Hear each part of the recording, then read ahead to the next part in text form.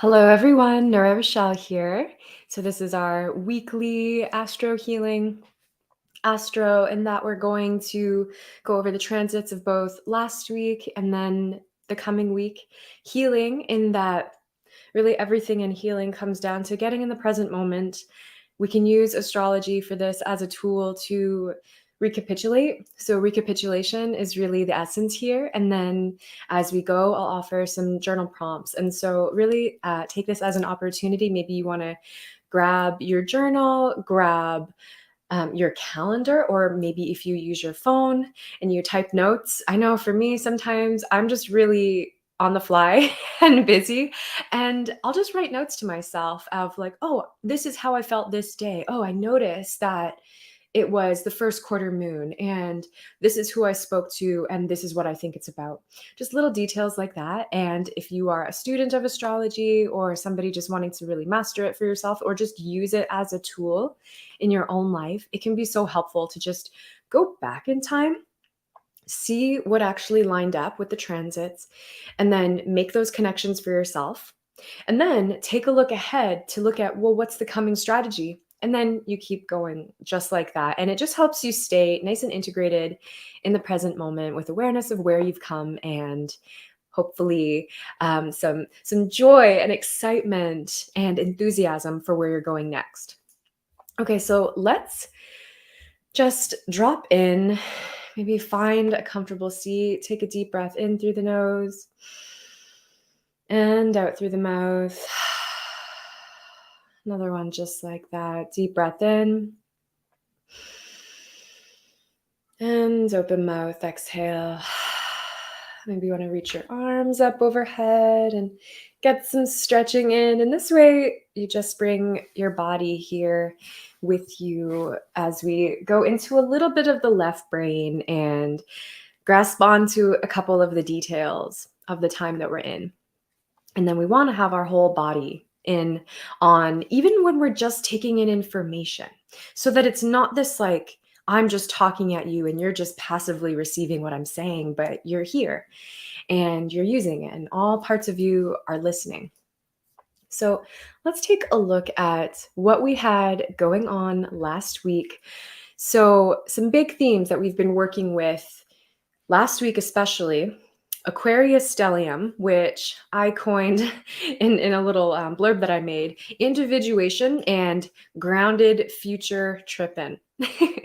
So you can have future trippin' in a very not good way. And I actually think that that's where a lot of times anxiety shows up. Like, oh, I'm thinking about the future. I'm either in worry, anxiety. I'm afraid that something's going to go wrong in what I'm thinking about in the future. And so that's a negative expression of future tripping. But another way that Aquarius can have us future tripping is imagining the possibilities, thinking about, well, what is it that I'd like to visualize for my community? And what is my particular role in all of this and all of these changes, the new systems, all of the transitions? Maybe you see yourself as a star seed or a light warrior, rainbow warrior. Maybe you are able to witness that we are in this transition time, moving from one sort of collective healing process, which was very Virgo Pisces, into a new process where we're working a lot with Aquarius Leo. So we're in this transition time where we're actually working a lot with all four of those archetypes because we're in the middle point. Okay, so last week, March 13th, we had the Sun conjunct Neptune in Pisces, which Sun is all about our current life purpose. And Neptune is what we are either dissolving, where we are working through any sort of fantasy or disillusionment, anywhere that we are wanting to connect more with spirit. But is there anything in the way of that? Is there anything blocking us from our connection to spirit? So that can show up in a lot of ways. Neptune and Pisces in particular have strong affinity with the immune system, so the lymphatic system. And there's a lot of energy around keeping ourselves healthy, keeping ourselves moving, because the lymphatic system doesn't have a pump, right? It only moves when we move it. And there's things that we can do to keep the lymphatic system moving by, for one, literally moving our bodies, jumping up and down, doing things like dry brushing. So those are ways. We also want to make sure we're drinking enough water, because Pisces is a water sign. And so it can be as simple as that, making sure we're hydrating with real, healthy, clear water, and also taking baths. If you live near a body of water, getting into the water and really feeling that physical immersion, because otherwise it can be very easy to hold on to stagnant energy, which a Sun conjunct Neptune in Pisces can actually exacerbate. It's almost like if you had some sort of weird mystery illness or weird sort of energy overtake you, um, for one, how are you feeling now? Are you still working with this Sun Neptune energy? I know in my house, my husband had a wild allergic reaction, which he never has, and had to go to the ER. And that was, I think, right before the Sun Neptune conjunction. And it was really eye opening for us, because we're like, oh, okay, here we go, mystery illness. But what are we going to do to, first of all, address it? And we did, and we were able to solve it. And he's totally better now. But also consider that, well, what are the systems that we need to have in place? Where do we get to release any fears around what our bodies can do? And just being in reverence for these natural cycles of health, wellness, what our body will do to keep us healthy, right? Like if we're getting a fever, it's not this horrible thing most of the time. It's actually our body reacting to something that is required to release a pathogen, right? So there's all these things that the more we start to see the physical and spiritual linked, the better we tend to fare in processes of most of the common ailments, most of the common illnesses that kind of get us in the general sense. So that Sun conjunct Neptune, March 13th, might have brought on a lot of sleepiness. I heard a lot of people telling me that they were very, very tired. So I was saying this could be this nebulous exhaustion turning into clarified vision, because hopefully, if you're feeling exhausted, you're able to take a nap, you're able to relax. Hello, thanks for joining me. And so allowing the body to lead the way in that sense, which is everything with the North Node in Taurus right now. We want to listen to our body. We want to understand, oh, I'm feeling tired. And instead of ignoring this and pushing through, I should just let myself rest and then see what wants to come through. So asking yourself, did you allow yourself to rest last week? Are you one who tracks your dreams? Did you have any wild dreams last week? Is it still happening? What do you make of the dreams? So these would be good things to journal on. Have you been able to make space for meditation? Is there some sort of new spiritual practice also? Because Sun Neptune conjunctions, whenever we're working with a conjunction, it's the beginning of a new cycle. So we're in a new cycle of connecting spiritually, but similar to being in the new moon phase, where the moon is still dark and we know it's a new cycle, we don't always know exactly what is going to come. We're in an instinctual awareness phase. So regarding your spiritual practices, and especially where you have 22 to 23 degrees Pisces, which is where the conjunction was, just stay as an observer. What has been coming to you? What has been seated within you that is saying, hey, I'd like to show up and be part of your spiritual practice? Maybe it means completely ending a practice that you've been doing for years and in favor of something new. So just staying alert. Yes. And our body is probably going to lead the way here, especially with Neptune in a trine relationship with the South Node in Scorpio. So trines bring ease. So Neptune is almost showing us the way to how we get to release stagnant emotions. Where do we get to release what's stagnating in our bodies? And it's going to be through the waters of our bodies. Then we also have, if Neptune is trine the South Node, that puts him in an automatic sextile relationship with the North Node. So you may or may not be familiar with these aspects, but really all it means is ease of communication and opportunity to bring in more groundedness. So we have to be willing to feel our feelings. And sometimes it's going to feel hard. Sometimes it's maybe going to be awkward or uncomfortable. But when we do it and we confront it, because that's Scorpio's wisdom, is to just confront it, kind of rip the Band-Aid off and do the deep healing, do the feeling, do the clearing, do the crying if necessary. And then, go take a shower and move on, right? And that's going to bring more possibility for groundedness. So that's how I see the Neptune with the North and South node playing out right now. And so for you, how can you, well, are you seeing that? Are you seeing that in your daily life? Are you seeing that there's this new opportunity? There's this new way of connecting to spirit that's becoming available to you? And what is it asking of you? What is it asking you to let go of? What is it asking you to surrender?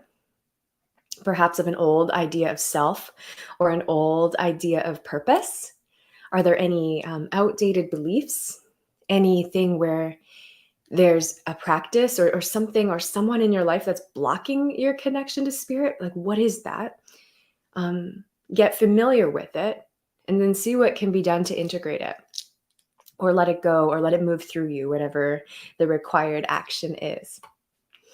Okay, so we also last week had Pallas Athene conjunct Chiron. So Pallas Athene is the goddess asteroid of creative intelligence, and Chiron is the wounded healer. So putting them together, Pallas Athene being how we stay balanced and grounded between masculine and feminine energies.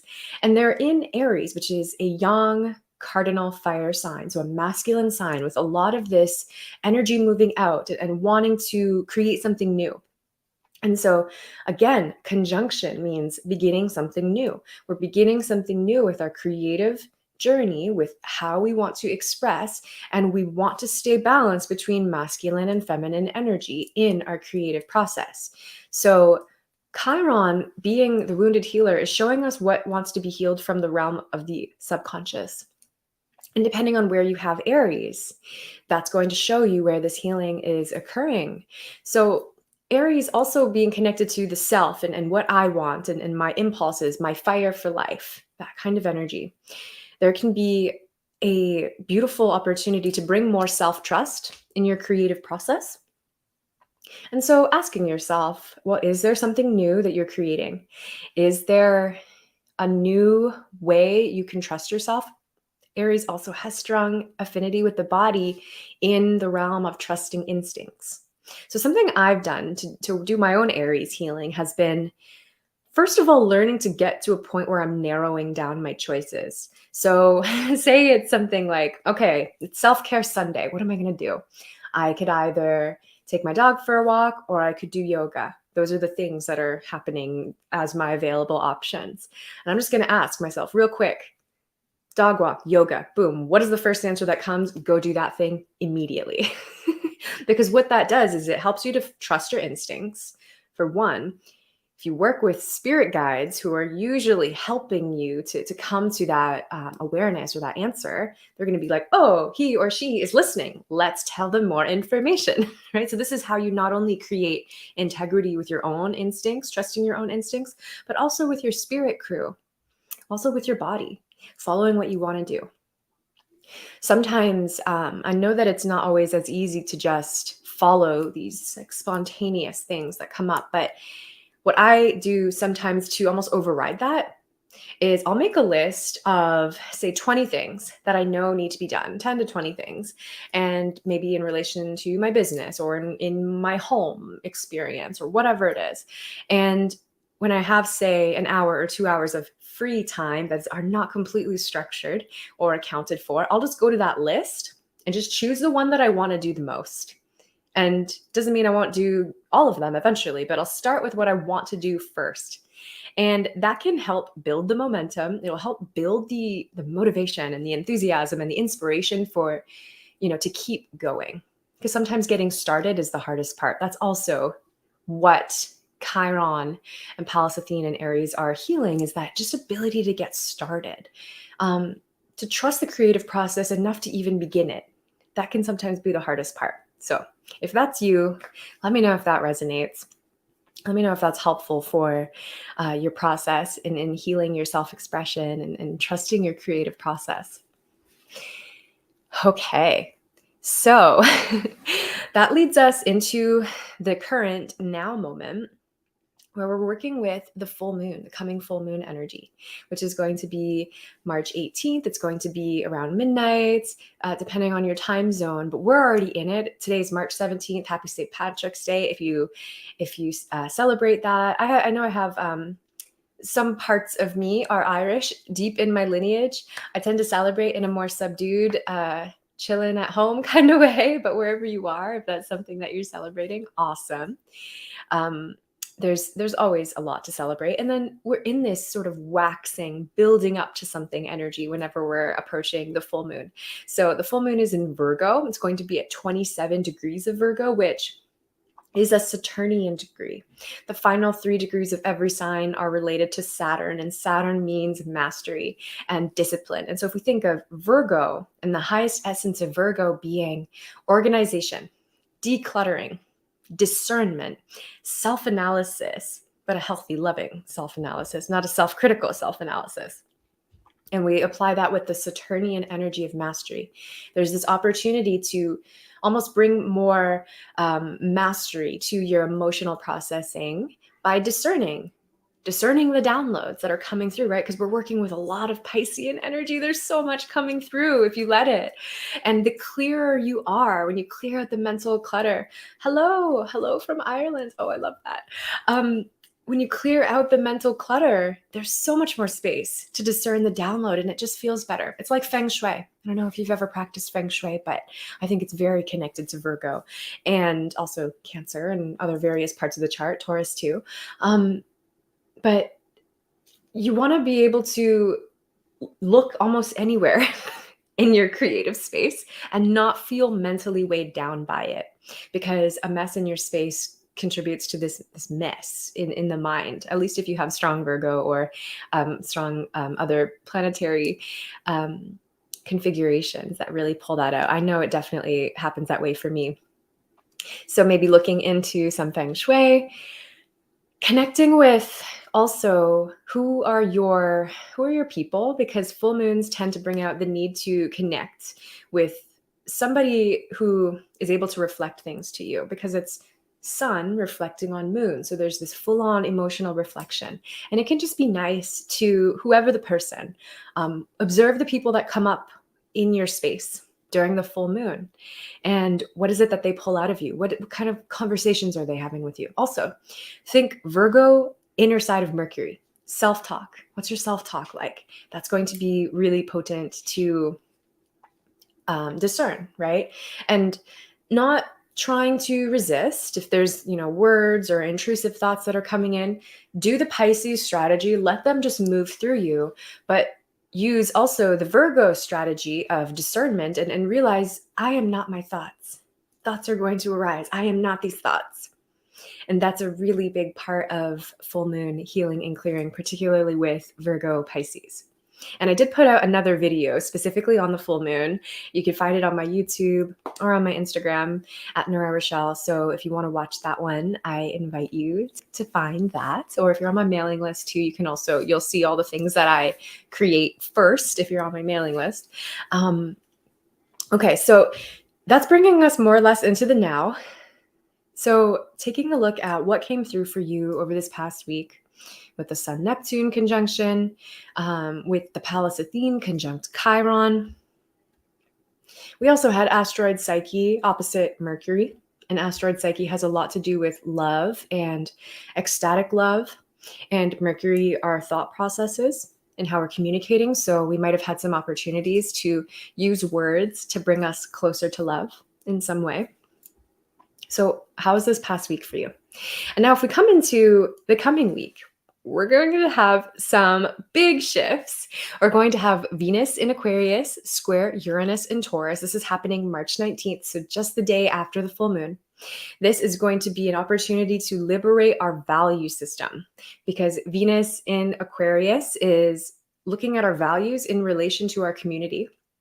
And it's square Uranus in Taurus, but Uranus naturally rules Aquarius and Venus naturally rules Taurus. So Venus and Aquarius square Uranus and Taurus is actually a mutual reception, meaning they're in each other's houses, meaning even though it's a square and squares bring tension, it's actually going to be a little bit more useful, a little bit more harmonious.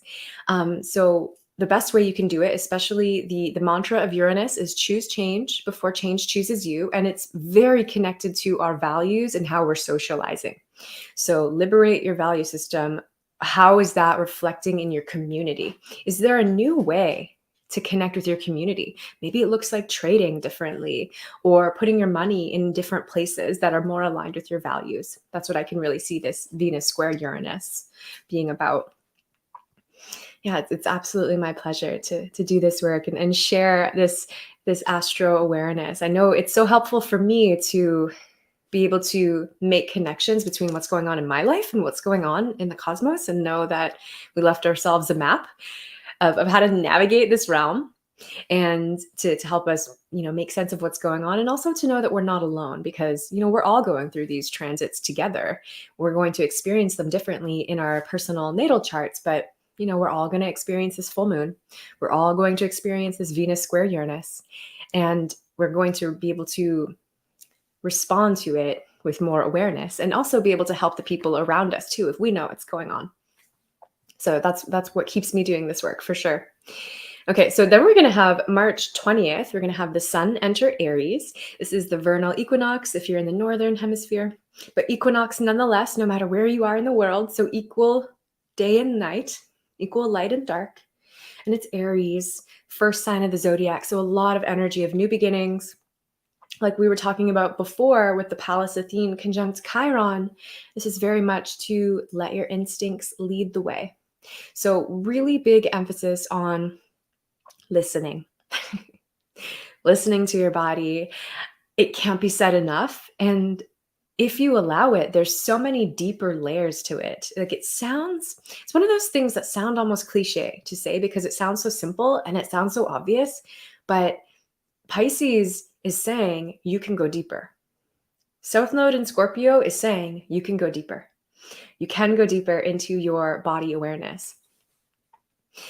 Okay, also, same day that we have the sun entering Aries, we also have Mercury conjunct Jupiter in Pisces. So this is very logical mind meets higher mind.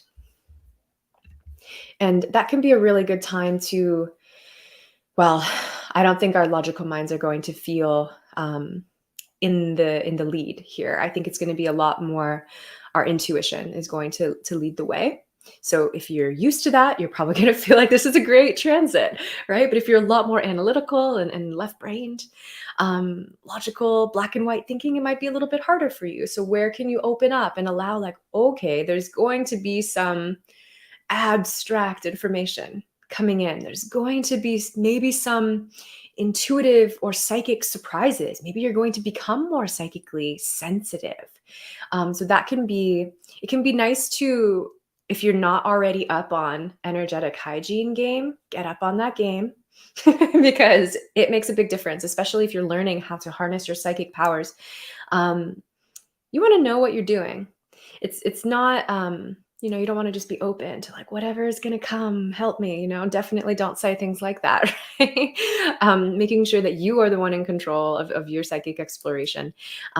Knowing that you are a sovereign being. You don't necessarily need some guide to tell you what to do, right? So just kind of being aware of those things, maybe finding a teacher, because Mercury, Jupiter are both teachers.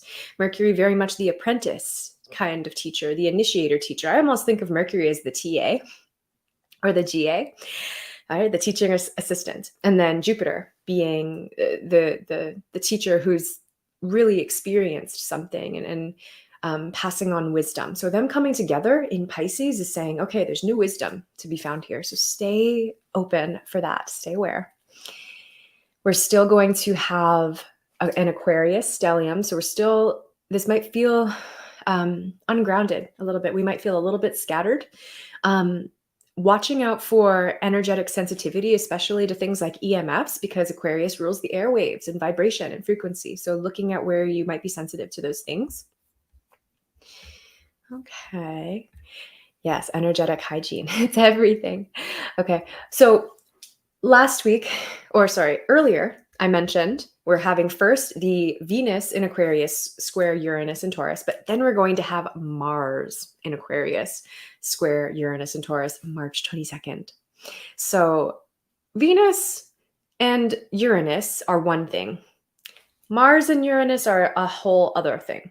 So, where the Venus square Uranus might be a little bit more like a light kind of change, the Mars is going to be okay, you had your chance to reflect on this in a light way. Now you really have to take action on it. It's a little bit more like true grit, like getting gritty with the actions and getting really clear and really purified in your willpower. Um, Going slow, because Mars with Uranus together create accidents. They don't always. So don't walk around being afraid that an accident's going to happen, but just being aware that not everybody's maybe as aware as you are, right? So if you're driving, just putting your protection bubble around your car and things like that, grounding your route home.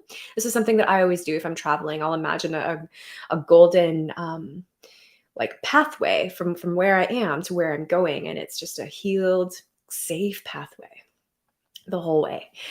So doing a lot of things like that, a lot of grounding will be really, really helpful. So that will be March 22nd. Okay, where are we in the week? I'm losing a little bit of track of time. Okay, so Tuesday's the 22nd. We're going to have March 23rd, Mercury conjunct Neptune. So take everything that I said earlier about that Sun conjunct Neptune that we had March 13th. March 23rd, we're going to have Mercury conjunct Neptune. So this will be a little bit easier because we've already been doing this work with the Sun. Now we're going to do this work with our mind, with our thought processes. So it's kind of like, it's a really good time to journal, but it's almost like we're deepening it in a more clear way. You might feel like your mind has to go a little bit offline, though, to receive the download. Because remember, Mercury is in a debilitated form, not meaning it's bad or wrong or not positive or powerful, but in detriment in Pisces, meaning Mercury is not doing his regular thing in Pisces, because Mercury regularly wants to help us discern and be really logical and rational and linear a lot of the time. Pisces is the antithesis to linear thinking. So Mercury's a little bit uncomfortable over here learning how to play in Pisces waters. So be really gentle with yourself. I would say this is probably not a great time to plan to do something where you have to like write a thesis and you have to do all this research and have a really specific answer. Because you might not find it right now. It's a little bit more of the big, broad brush strokes, the really general energies. So if that's what you're playing with, then you'll feel very supported. Okay. We'll also next week have a last quarter moon in Capricorn. So we're not even fully at the full moon yet, but we're already thinking ahead. Okay. When we get to that last quarter moon in Capricorn, what would you like to have achieved for yourself? Think about where you have the full moon in Virgo, an earth sign, and then a week from now, where you have Capricorn, 4 degrees of Capricorn, another earth sign. What would you like to see tangibly different in your space? And what kinds of goals can you create to make it happen? Okay, so that's where I'm going to leave it in terms of our future tripping, in terms of what we're creating for the coming week. My recommendation, take this or leave this, but be outside as much as you can, doing really easeful movements. Things like yoga, really great for balancing body, mind, even breath work. You can just be sitting doing breath work. You can also do things like mudras. This is a really great mudra where you're just connecting all of the tips of the fingers and then breathing, doing something like square breathing. This is actually a Saturnian mudra for concentration, because we might find ourselves a little bit all over the place with the Mercury and Jupiter, Neptune, Sun, all in Pisces. We might be floating off into space and it can be really wonderful. But if we want to be able to channel it and harness it and do something with it here, we might need to call on those Saturnian powers of groundedness, concentration, focus, this beautiful spiritual energy that's wanting to come in. And so that you can use it in your creative process. Okay.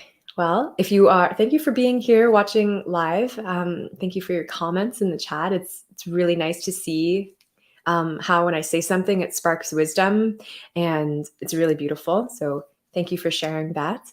If you have any questions that come up, feel free to reach out. If you're watching on the replay, same thing. I'd love to hear from you. I'd love to hear what resonates. And I'll be here again. It'll be Friday. This week I had to do it a little bit differently because tomorrow, the actual full moon, I'm going to be at a sister circle. So I needed to do my own celebrating. But I'll be back next Friday at 5:30 p.m. Pacific time. Also, I should mention I have an intro to astrology workshop that you can find both on my website, nurarochelle.com, or you can also find on the Spirit and Spark website, spiritandspark.com. And that's really great if you're a beginner to astrology and you want to be able to understand symbols. What are we actually looking at in the chart? What's going on with the planet signs, houses, archetypes, and the sort of general lay of the land with your chart. So feel free to check that out. And otherwise, I'll see you next time. I hope you have a beautiful night, a beautiful full moon, and see you next week.